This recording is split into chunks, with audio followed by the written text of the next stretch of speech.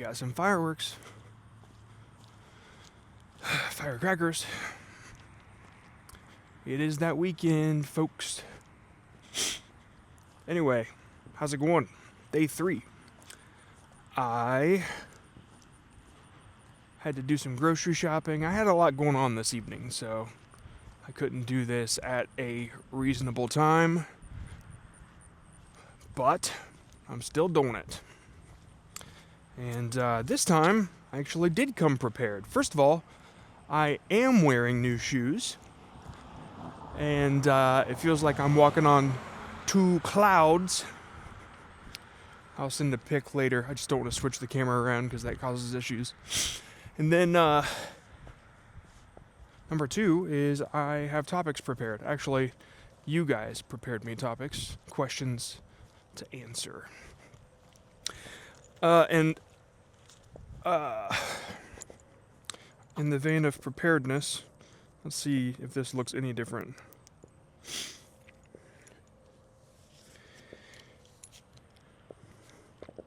Well, I'm going to have to black that out. Yeah, I don't think that's going to work out. I thought it'd be cool to have like a flashlight or something, like a little light that I could hold and you could see me, but it doesn't matter. Okay.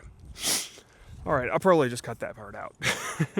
I was trying to put on a headlamp and I was seeing if it would light my face up, and I had to drop the camera and then a car hit me and it was crazy. But at least I have light to read these questions. So,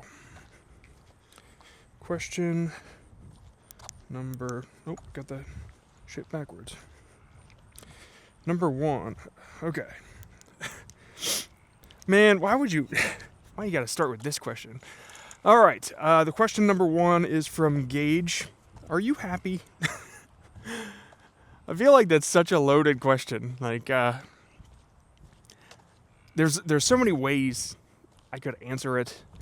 But really, I guess I only interpret happiness in one way. I don't know, maybe a lot of people interpret it this way. There's this author, Carl Vonnegut, I think. Maybe it's Kyle, something.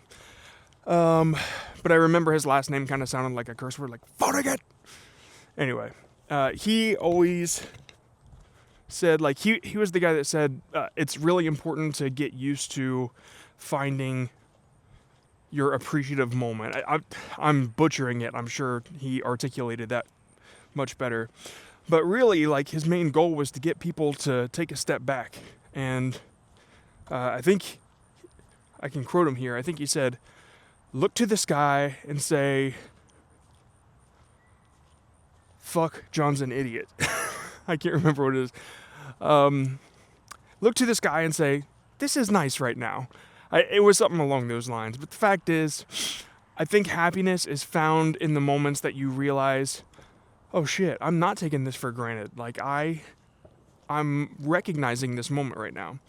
And so I'll get to what your question probably means to me, and I'm yapping so hard about this. I'm so sorry.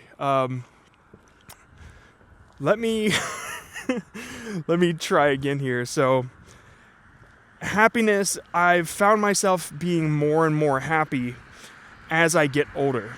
And I think as you get older, you've lived enough life to be able to look back at the old days. When you can say, man, I wish I could relive my 20s, or I wish I could go back to that party, or go back to that era of my life and be with those friends. Like, when you can miss that stuff, then I think you can experience true happiness. Because once you feel that you miss the good old days, and it's not limited to your age, it just, for me, I'm starting to find that I'm noticing when the good old days are. Like, there's a quote from The Office. Andy Bernard says, I wish you knew what the old days were I wish you knew what the good old days were when you were in them. Or something along those lines. And so that's what I do. And that makes me really happy. And I'll give you an example. The other day I walk out of my bedroom and I see Milo, my orange cat, and Mose, my black cat, and the new one, Monty, our gray cat, kitten, and they're all wrestling, and I just kind of look around and I see the furniture I've built and the cat trees I've set up, and I know that behind this door is a studio that I use to create stuff that supports me financially. Like, it was one of those moments where I just realized that I'm truly happy right now. And of course, these moments might be fleeting. You know, there's some science that says happiness is like 3-second increments. There's somebody that says that. And so I think, now on to my next point, I think what you really might be asking is, am I fulfilled? And there's a big difference there. And I'm so sorry I rambled about happiness for so long, but fulfillment is something that can never be caught, I don't think. You can be fulfilled in a moment, like a millionaire or like a poor person that wins a lottery. You could feel fulfilled, but like you get used to it. It just is what it is. And so no matter like what you accomplish, you will always probably want to accomplish more. And so fulfillment is a different thing from happiness. Give me a sec. I think that's the thing that you strive for. So when it comes to like your goals and stuff like that, you strive for fulfillment. And my fulfillment goal was being my own boss. Like, when I am able to quit and I can be my own boss, I will feel fulfilled. And I do, but with it comes a whole lot more of, well, you know, once I get a team together and it's running smoothly and I got a product out there and I'm helping people and I got like a community that supports each other, then I'll feel fulfilled. And like you keep striving for more fulfillment. And so I guess that's how I feel about that. I always strive to be fulfilled, never to be fulfilled, and recognize my happy moments along the way. And they happen a lot more. Honestly, I'm taking a step back a lot and just looking around and thinking, damn, I'm happy. And one of the things that really, really makes me happy is you guys. This, I didn't expect this 30 for 30 challenge thing to be what it is. And now, like, I feel a connection that I didn't expect to feel. And now it makes me wonder where my direction is, because all I want to do is just feel more of that. All I want to do is just build more stuff with you guys. And I don't know. That's future John thinking. Anyway, I probably didn't answer your question, but I do have to move on. Gage, plans for the future of Hey John Scott channel. Oh, wait, that kind of applies.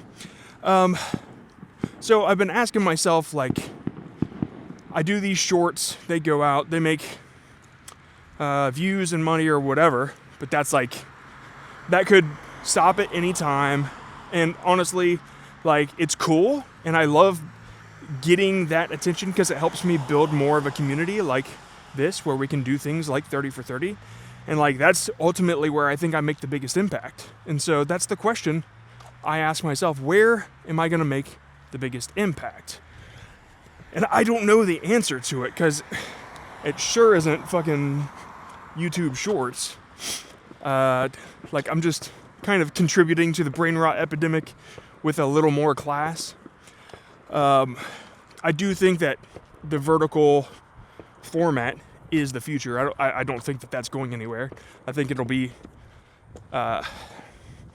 they will coexist together, vertical and widescreen, and both will be long form. That's just what I think. I mean, I said that in that one video, but there are plenty of examples of it already. And YouTube just hasn't really caught up yet. But as for plans for my channel, am I feeling super fulfilled in the shorts? Nah. I mean, I'm enjoying it. I already said it. I'm enjoying it. It's helping me build a community that I care about so much more.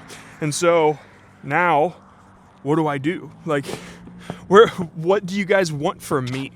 Like, I feel something cool going on here, and I just like, if you have any ideas, if you think you know where this thing should go, let me know. I was just thinking the other day, like, no, I was talking about it to you guys. What if I do a live stream, and you guys can call in or whatever? Like, I want it to be us doing stuff, you know, like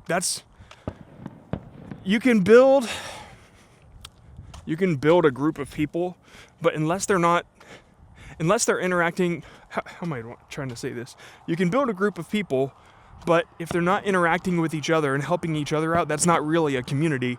That's just a group that's there for whoever built the group, the owner or whatever. And so now that I don't have a group, I have a community. I am so excited. I want to do something with it. I don't know. Some options are, well, actually, there's a question that Derek asks that we'll get to that. Okay. Derek, hold on. Let me see if that was the last thing. Most impact. What do you guys want to do together is a quick footnote I wrote down. Derek's Lawn Rescue. Besides your own products and AdSense, how else do you plan to monetize your channel? Fireworks. How else do you plan to monetize your channel besides products and AdSense? So I guess that kind of goes back to what do we really want to do with it? You know, is it going to be live streams? There are a couple options. Like, you can have a course, you can have a community, and the community has to have some type of value it's centered around. Like, for instance, Creator Lab by Jay Klaus. His whole thing is a community based around, like, I don't know if you'd call them high ticket, but they sure are high paying. People that really, really care about their content and want to build businesses with their YouTube, and they got that community where they all are talking about the same thing and helping each other. And Jay will come in there and give advice. He'll do one-on-ones, or he'll do live streams and help them out. And of course, that's Creator Labs, Creator Science, Creator Labs.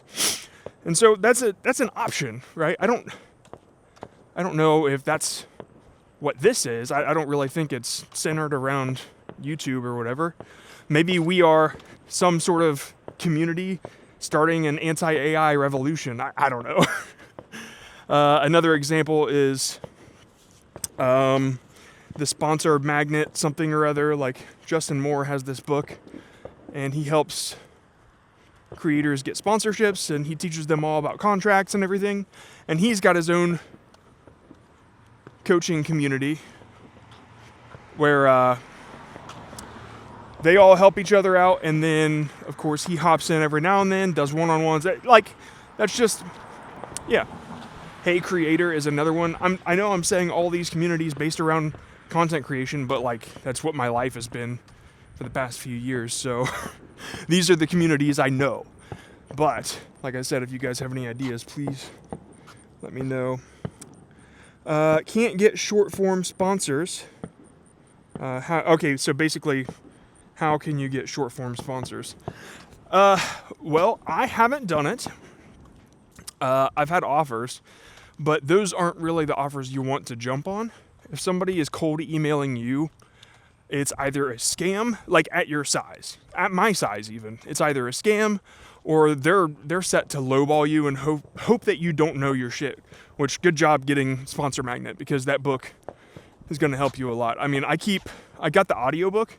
Funny enough, I would refresh my Audible every day to see, and I would search sponsor, right?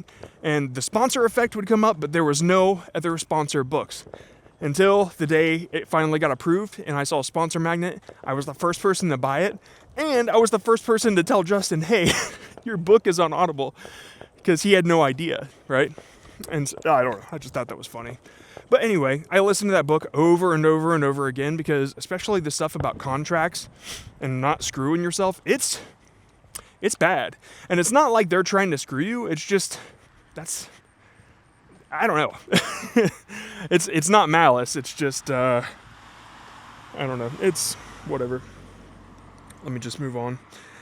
Shorts sponsorships can happen. Here's what I plan to do if I ever go that route. And you guys can take this piece of advice and apply it to anything you want to achieve when it comes to content creation. Let me start with a story. About 4 or 5 years ago, I don't know, when I first started YouTube, I had a channel called Mocknix, Mocknix, and I was doing Blender stuff, and I was using my voice, basically a VTuber without the live aspect. And so I would tell my stories and I'd animate them. They'd take forever, by the way. But then I thought it would be really cool to do a live stream. And so, I think I was watching Conan O'Brien one night. I got super stoked. Like, man, what if I was like the 3D Conan O'Brien? Like, what if I was that guy?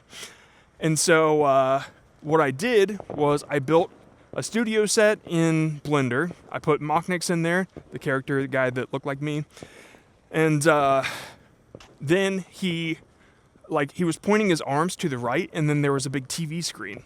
And in that TV screen is whoever I was interviewing. But I didn't have anybody to interview. So what I did was I found all my, all the creators I was watching at the time.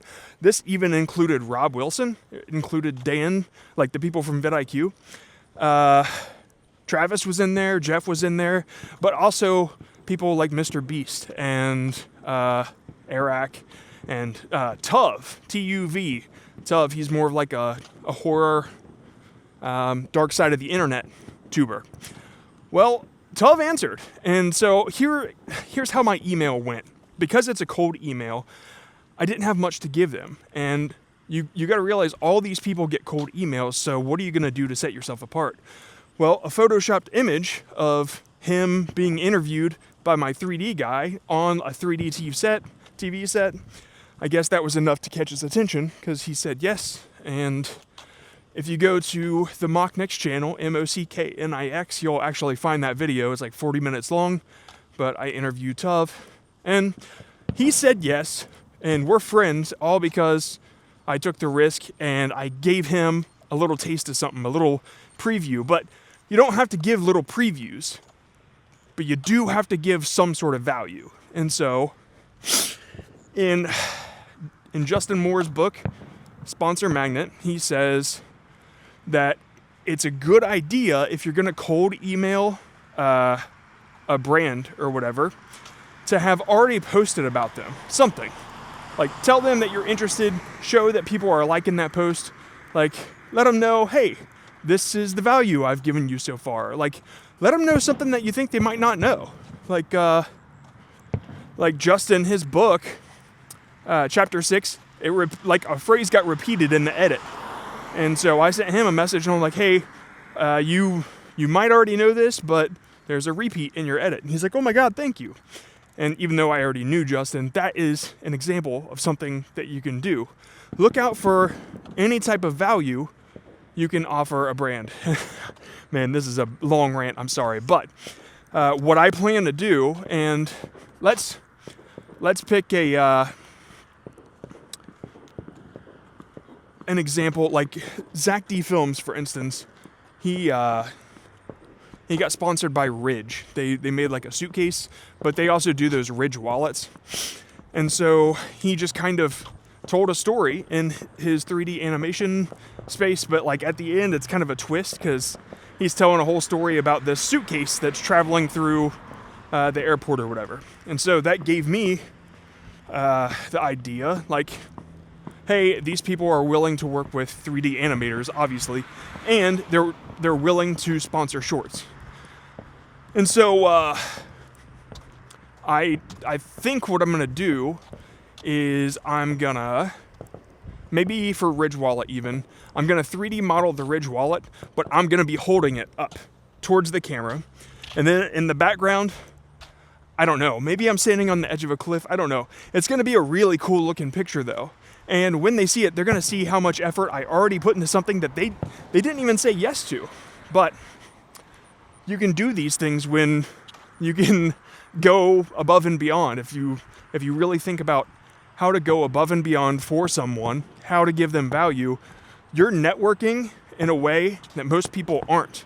Most people are copy pasting ChatGPT answers to prompts like, hey, how do I send a cold email? And everybody's getting the same damn cold email. Stand out. That's the way to do it. And of course, in that book, you'll find out who to email depending on what sponsor you're looking to do. Man, I just realized I've been holding this so close to my face. Okay, anyway, more questions. Whoops. Yeah, I say...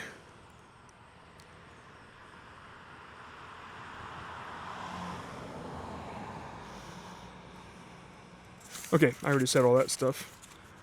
Gage. Wait, didn't you already ask? Oh, okay. How do you fight procrastination? Was it ever a big issue? So procrastination is one of those things that I don't have a whole lot of trouble with, but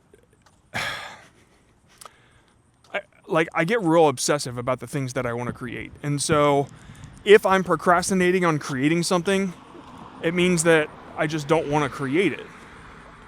I fall way more into the realm of overthinking and letting that screw me. And as a result of overthinking, I will then procrastinate. A project might feel too overwhelming once I've hit a point where I'm overthinking, should I do this? Should I do that? Should the script go this way? And then I might procrastinate finishing it. But I guess it all kind of does stem from overthinking. And so one way that I got over the overthinking, and I could tell you the Pareto principle, do 80% of the results come from 20% of the effort. And it's like, okay, yeah, but still I gotta do 20%. What do I do? Couple things. First, you could do the 2-minute rule, 1-minute rule, whatever, but typically if I start something and I'm 2 minutes into the work, I'm gonna finish it because I don't know, something unlocks, this dopamine starts to flow and it's like, okay, this is why I do it. This is why I create. I forgot this is actually fun. And two, for the overthinking, getting overthinking, what really helped me was the ability to post shorts because I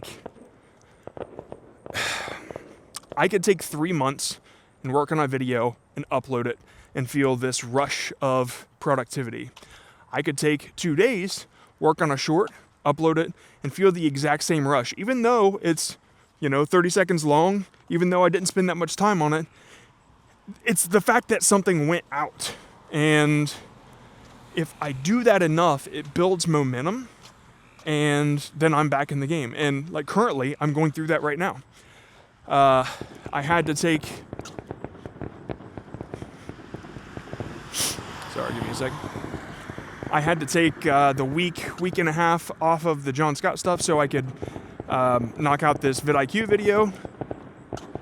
And then it is a pain in the ass to try to get back into the groove, to hop on the green screen and record these videos. And then, yeah, it's a lot to try to push yourself back in the process. But the moment that you hit upload, I don't know, the momentum kickstarts again. So let me go back to the question and make sure I'm kind of answering it. How do you fight procrastination? 2-minute rule helps me a lot. Once that momentum starts, I never procrastinate. I get obsessed and I really want to do things. And then the worst part is the rest of my life.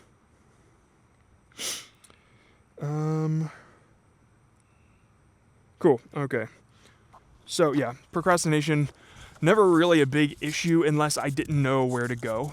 And that doesn't happen often, but I think one of the things that make what I do kind of special is that I can see a vision ahead of time. And so the only time I procrastinate is if I can't see that vision. And oh man, that happened like 3 times with vidIQ. And oh my God, there was one time I went like 2.5 months without posting a video. And it's because I couldn't see it. And like, I can't go too into detail on why that happened, but I was having a lot of trouble, and in that moment I would have rather somebody just write me a script and get it out there, and I just said it word for word or whatever. But because I was stuck with this project that I took on, I kept procrastinating, and eventually I forced myself to finish it, and it bombed. But that was my job. I would have quit that fucking video so fast had I been able to. Which kind of brings me to another question. Okay, 4 minutes left. This one's gonna have to go over.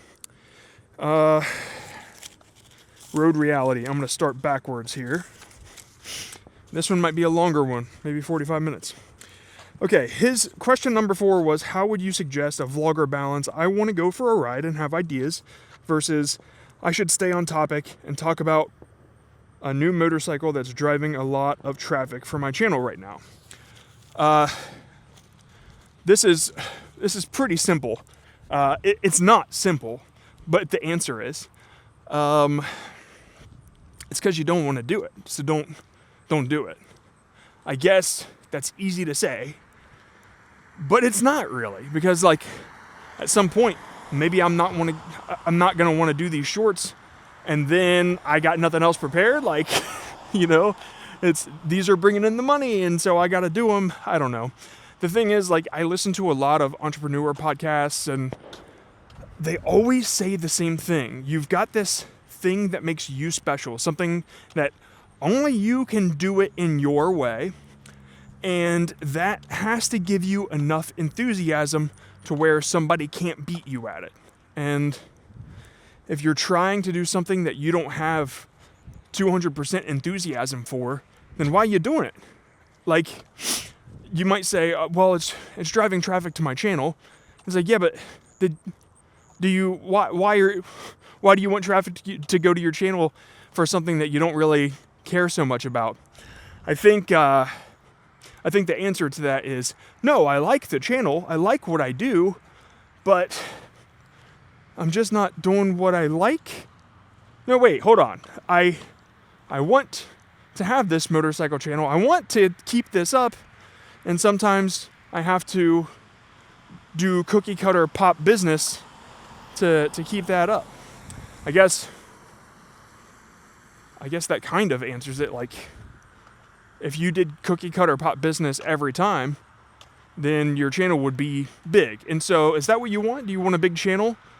Or do you want to do something you love? And I don't know. It's a tough question. One many struggle with. But I found that enthusiasm is what sets a person apart. Enthusiasm is what makes a person a hero. When I first started at vidIQ, the enthusiasm to do the videos that I did, and you can go back and watch the first 2, those videos took I know for a fact one of them took 121 hours to edit. And it's because I wanted it more than anybody else. I was hungry. I wanted to start making a name for myself on this channel. Like, it was what I wanted to do. And when you're enthusiastic and driven like that, nothing can stop you. Seriously. And so if you pair that drive with something that you're uniquely skilled at, that's what makes an entrepreneur a fucking billionaire. That's what the podcasts say. Anyway, I might not have answered that question, but I hope you enjoyed my rant. I'll get back to your other ones, though. Okay, Gage. Nope. Stop asking questions, Gage. Smoke Shop. John, after you get new shoes, will you fix my channel? I got new shoes, but I don't think I'll be able to fix it. Sounds like a you problem. I will give advice though, I guess. All right. Damn, I need. How do you budget knowing your income will fluctuate? I don't.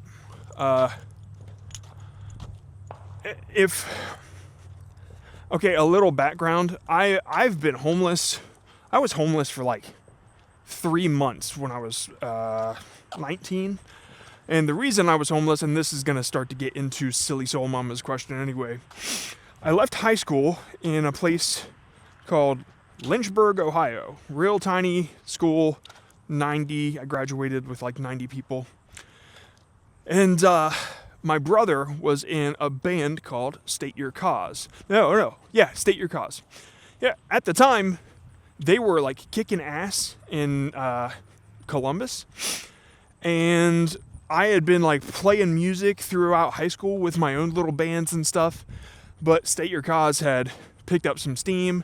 Everybody in Hillsboro, which is a neighboring town, that's where like a lot of my friends live. That's where my cousin lived, where my whole family lived. Like everybody in Hillsboro, they had State Your Cause songs playing. Everybody was playing State Your Cause songs. And I'm like, fuck, I want that. I need that feeling. And at one point, they were writing an album. It was the first album. It became pretty clear that they needed a second guitarist and vocalist because it was just a 4-piece at the time, and they were doing auditions. And you'd think my brother being the lead singer in that one that I would have had some special treatment. You know, I would have gotten grandfathered in, or whatever you call that, nepotism. But no, that's not how it happened. I had to bust my ass for that role, and I learned all their choreography, and I learned all the parts. I learned alternative parts just in case a string would break. I learned new leads just in case they wanted to try something new. Like, I spent a whole summer preparing for that audition, and I nailed it, and it went well. And then for the better part of a decade, I spent touring the entire U.S. with State Your Cause. We played with bands like Framing Hanley, Evans Blue. Like if you search any of these names, you're bound to find pictures and shows and all that shit. But we played in every state basically, except for California. We never went that far for some reason.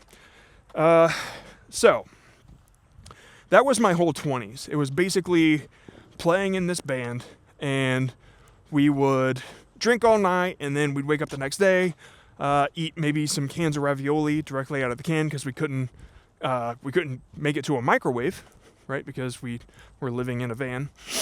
And then when we would go off tour, I had nowhere to go, so I lived in a Dodge Neon in a Panera Bread parking lot because that was the job I had.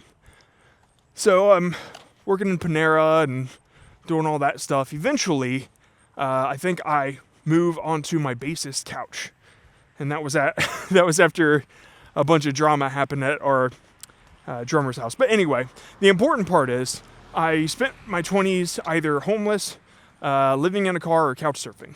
And so by the time 30 rolls around, I can pretty much adapt to anything. I can live with no money. I can live with good money. It doesn't matter, I guess. Well, I've never really had good money, but I guess the point I'm trying to make is I never thought about budgeting because I never considered that I would ever have to. I just kind of go with it. And at this point, seeing whatever money's in my bank account, like, I'm just going to make more of it. And I know that that's a bad place to be, like, as an adult.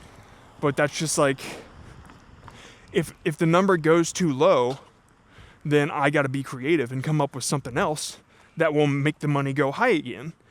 And like, it's kind of always worked out that way. I don't know. I feel like some of this was bragging, but some of it was pathetic at the same time. So anyway, I'm not budgeting. I just assume that this is going to work. I just assumed that, I don't know. I just always assumed that I was going to be rich one day. And I'll let you guys know if that ever happens. But Yeah, I was always going to make it work. And so if my bank account hit zero, like tomorrow or whatever, then what could I do? Well, I could start shopping out coaching services or helping people like one-on-one. Like I could make rent back pretty fast, I think. Or I could bust ass over 3 days and create a product and get that rolling. As long as I set up Stripe, I could probably get money faster if it was an emergency, you know? Anyway, that turned into a long rant. All to say, I'm not responsible. How do you keep the content ideation stream going? Content ideas. Well, I do tend to write them down when I have them. I have a Milanote full of old ideas, but I swear to God, dude, the moment I write, that was Road Reality, by the way. The moment I write an idea down and I move away from it, I never do that idea. I never come back to it. And that kind of goes with the enthusiasm thing. If I'm enthusiastic about an idea, it's getting done right then and there. And typically, I'll just spend however long it takes until I find that one idea. And for instance, this most recent magnet fishing guy throws a magnet off a bridge fishing one. I was searching around through Reddit, kind of just scrolling, and I think I found a story of a guy finding some coins in his backyard that the police had to confiscate. Like, he couldn't keep them for some reason. There's like some sort of... Oh, no. I was watching a lawyer... what the fuck is the lawyer's name? Law by Mike or something like that. No, not Law by Mike. It's the one that's a little more serious. Anyway, he was talking about the law when you find buried treasure, what you have to do. And you have to notify the authorities, and within like a certain amount of time, depending on if it doesn't belong in a museum, you get to keep it. Something like that. Found money. There's like a found money law. And so, as soon as I heard about that, I'm like, okay, well, I've seen a lot of these magnet fishing videos on YouTube, and I'm always interested in what they pull up. And typically it's like something dangerous, a grenade or whatever. And so I kind of combined the two into a story, and that's how that happened. Yeah, so that's kind of how a lot of them happen. Sometimes it's not from Reddit. Sometimes it's a personal story, or I see a comment on YouTube or whatever. But the ideas rarely start away from the computer, if that helps. Typically, I'm scrolling with an open mind. And anything can be a story. That's why companies like Disney exist. Are there things that affect ideation process, like stress, other life responsibilities? Yeah, for sure. I'm becoming a lot more acceptant of it now. Like, today, I needed to record something on my green screen. I actually have 6 stories I have to record. But, I don't know, something fucked up with my computer. And, like, now it won't have extra monitors. I did get it fixed. But for a while there, it was, like, freezing. And I thought it was my OBS encoder. And so it took, like, an hour to fix this. And so I get everything ready. But by the time it's ready, I got to go grocery shopping because we are doing a cookout tomorrow. And so, yeah, my adult life immediately got in the way of what I have to do for my channel. And, like, normally that would hurt like shit. Like, I used to be this way where if I got interrupted, if I was in the zone, if I was writing and I got interrupted, it would piss me off. Not to the point where I'd say anything, but I would feel like upset about it because it like interrupted my flow. Now, things are feeling a little different. I'm kind of acceptant of the fact that you gotta live, right? And I think that now that it's all kind of on my shoulders, I think I feel a lot better about these breaks that happen. If things get in the way, if stress gets in the way, I just know that it's time to take a break. Like if something were happening with one of my cats, there's no way that I'd be able to like write a story right then, you know? So yeah, I guess another example, the most stress that was being put on me recently was vidIQ stress, because I had to write a video and film it and edit it and upload it. That's usually like the process. And it got stressful because it got in the way of what I really wanted to do, was to make my own content. And so if I had that looming project behind me, vidIQ, just looming behind me,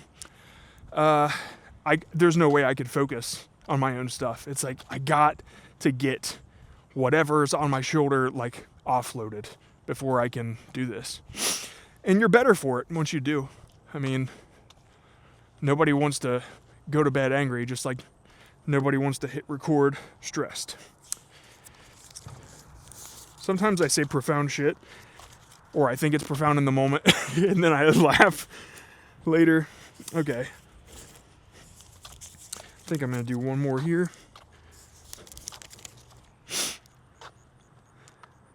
Silly Soul Mama. John, tell us about your band. Name, genre, what do you play? Okay, so you already heard about State Your Cause. That was my first band. After that, we did a song called Catfish. Just me, my brother, and a couple of our friends. You'll notice that my brother and my voice sound a lot alike.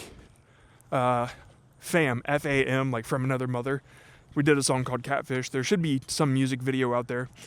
About a year after that, I started writing a concept album just on my own. My brother and I kind of split ways. He was working on other stuff, and I was picking up singing at the time. We all kind of play every instrument because we ran a studio, and you kind of have to know all of them to do that. I mean, you don't have to, but it's much easier. So all the music that you'll hear on the Heart Means More stuff on YouTube, I played, and then I hired musicians to help me play it live. Eventually, they just became my bandmates, and then we would share how much money we'd make live and stuff like that. Like, they were my band, but that album started with just me recording everything, the drums and writing the vocals and stuff. So, what do I play? Everything, just answered that. What else? There was a small project called John Scott Music. I think I was in like this poppy 90s feel vibe. You might find something like that out there. Like, you'll see me wearing a vest, I'm pretty sure. And maybe smoking a cigarette. I think that's what that promo pic looked like. But yeah, so State Your Cause, then Fam, John Scott, Heart Means More. We did a bunch of shows with Heart Means More, and there's some music videos out there for Heart Means More. And then I met a woman who was friends with my bassist, and we all had like mutual friend groups. And she was from Germany. She was on vacation, and we hit it off. And the next time she came to the country, we got married, and I left the country. And I went to Germany. I lived in Germany, not knowing really much about the culture. I was going to start over. I was going to get a job. I was going to go to school. Meanwhile, like, I'm 30 at this point, by the way. Like, just starting my life over, going to school with high school kids. And I'm the only one that doesn't speak fluent German, so it was pretty wild. But during that time, I learned Blender and started on YouTube. And then, like, 2 years later, I was working for vidIQ. So, yeah, I did get hired by one company in Germany called Feelbelt. And if you search them up, you might find Machniks doing a little promo for Feelbelt. That was when I decided to kind of give up school in Germany and just start a career based off of like my skills. And so I made this crazy resume, a video resume, and I sent it out to them, and it got me that job. I have the video resume. I will show you guys the video resume. It's hilarious. But yeah. Wow, I ranted a lot. I am so sorry. I didn't know how this would go, but hopefully you guys got something out of it. And I'm walking home. I took some videos today, so I don't know if they'll be relevant. So I don't know if you'll see anything after I hit stop here. But anyway, that was what, day 3?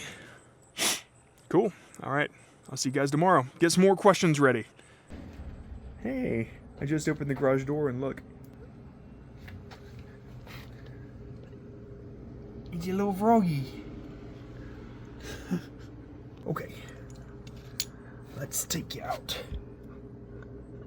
Hopefully. Come on, bud. No, come on. Oh! He just made a sound. And pissed all over me. And he's under the fridge. I'm just trying to save you.